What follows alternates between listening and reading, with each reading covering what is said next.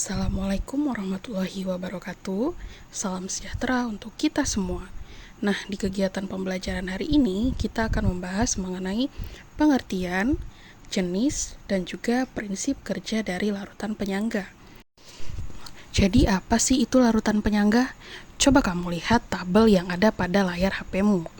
Nah, coba perhatikan apakah ada yang berbeda dari larutan 1, 2, 3, 4, atau 5. Nah, jika kamu menjawab larutan yang berbeda adalah 2 dan 3, yap, jawaban kamu benar. Nah, mari kita lihat pada larutan 2 dan 3.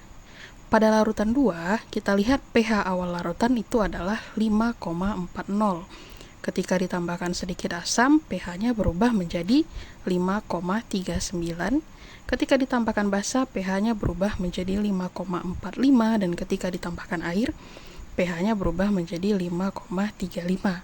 Artinya apa? Larutan 2, ketika kita tambahkan asam, basa, ataupun air, pH-nya relatif tidak berubah. Dan berubah pun itu hanya kecil saja perubahannya. Jadi sudah pada tahu ya apa itu larutan penyangga. Nah, jadi larutan penyangga atau sering juga disebut larutan buffer adalah larutan yang dapat mempertahankan pH tertentu terhadap usaha apapun yang mengubah pH, seperti apabila ditambahkan asam, basa, ataupun pengenceran. Nah, dengan kata lain, pH larutan penyangga itu tidak akan berubah secara signifikan, walaupun pada larutan tersebut kita tambahkan sedikit asam kuat, basa kuat, atau ketika larutan tersebut kita encerkan. Nah, larutan penyangga terbagi ke dalam dua jenis. Yang pertama itu adalah larutan penyangga asam, dan yang kedua adalah larutan penyangga basa. Nah, untuk larutan penyangga asam ini sendiri terbentuk dari campuran asam lemah dengan basa konjugasinya atau asam lemah berlebih dengan basa kuat. Nah, sedangkan larutan penyangga basa itu akan terbentuk apabila dari basa lemah dengan asam konjugasinya atau basa lemah berlebih dengan asam kuat. Nah, seperti yang dapat kamu lihat pada layar, ini adalah beberapa contoh asam lemah dan juga basa konjugasinya, serta contoh basa lemah dengan asam konjugasinya. Nah, sejauh ini kita sudah membahas mengenai pengertian larutan penyangga dan juga jenis larutan penyangga. Nah, selanjutnya kita akan bahas mengenai prinsip kerja larutan penyangga. Nah, coba kamu perhatikan pada gambar yang pertama, ketika air murni kita tambahkan dengan 0,01 molar HCl yang awalnya pH-nya 7, setelah ditambahkan HCl pH-nya berubah menjadi 4, maka itu bukan larutan penyangga. Namun, ketika larutan CH3COOH atau yang mengandung ion CH3COO- yang pH-nya 4,74, kita tambahkan dengan CH3COONa yang konsentrasinya 0,01 molar, maka terbentuk larutan dengan pH 4,66. Nah, larutan ini disebut larutan penyangga. Jika kamu lihat, pH awal larutan itu adalah 4,74, kemudian setelah ditambahkan CH3COONa, pH-nya menjadi 4,66. Artinya di situ terjadi perubahan yang sangat kecil. Yang pertama kita bahas adalah prinsip kerja larutan penyangga asam. Nah, seperti yang sudah kita bahas sebelumnya, larutan penyangga asam merupakan campuran asam lemah dengan basa konjugasinya atau reaksi yang terjadi antara asam lemah berlebih dengan basa kuat. Nah, bagaimana jika larutan penyangga asam ini kita tambahkan kembali zat asam?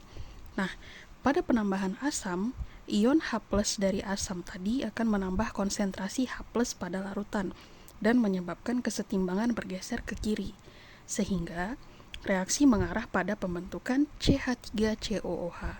Artinya, ion H+ yang ditambahkan akan bereaksi dengan ion CH3COO- membentuk molekul CH3COOH. Nah, dengan kata lain, asam yang ditambahkan tadi akan dinetralisasi oleh komponen basa konjugasi.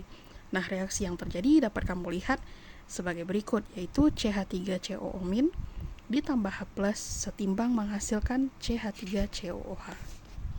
Nah, ketika larutan penyangga asam kita tambahkan suatu basa, ion OH- dari basa tersebut akan bereaksi dengan ion H+ dan membentuk air, sehingga dapat menyebabkan kesetimbangan bergeser ke arah kanan dan konsentrasi ion H+ bisa dipertahankan. Nah, selain itu, penambahan basa juga menyebabkan berkurangnya komponen asam, yaitu CH3COOH. Nah, dengan kata lain, basa yang ditambahkan akan dinetralisasi oleh komponen asam lemah. Basa yang akan ditambahkan tersebut bereaksi dengan asam CH3COOH dan akan membentuk ion CH3COO-. Nah, sedangkan ketika larutan penyangga asam kita tambah air, itu yang terjadi adalah pada penambahan air, derajat ionisasi asam lemah CH3COOH akan bertambah besar, yang berarti jumlah ion H+ dari ionisasi CH3COOH juga bertambah. Akan tetapi, karena volume larutan juga bertambah, nah pengaruh penambahan konsentrasi H+ menjadi tidak berarti. Dengan demikian, nilai pH larutan tidak mengalami perubahan. Selanjutnya adalah prinsip kerja larutan penyangga basa. Nah, larutan penyangga basa terbentuk dari campuran basa lemah dengan asam konjugasinya atau reaksi yang terjadi antara basa lemah berlebih dengan asam kuat. Nah, sebagai contoh di sini kita pada larutan NH3 dan NH4+ yang mengalami kesetimbangan. Akan terbentuk larutan penyangga yang bersifat basa. Nah, yang pertama yaitu ketika larutan penyangga basa kita tambahkan asam. Nah, bila yang ditambahkan suatu asam, maka ion H+ dari asam tadi akan mengikat ion OH-. Hal ini dapat menyebabkan kesetimbangan bergeser ke arah kanan, sehingga konsentrasi ion OH- dapat dipertahankan. Ketika larutan penyangga basa kita tambahkan kembali zat yang bersifat basa, maka kesetimbangannya akan bergeser ke arah kiri, sehingga konsentrasi ion OH- dapat dipertahankan. Nah, basa yang ditambahkan tadi akan bereaksi dengan komponen asam konjugasi dari NH4 tadi yaitu NH4+, sehingga membentuk komponen basa NH3 dan air. Nah, oleh karena itu, pada kesetimbangan baru tidak terjadi perubahan konsentrasi ion OH-, sehingga pH dapat dipertahankan.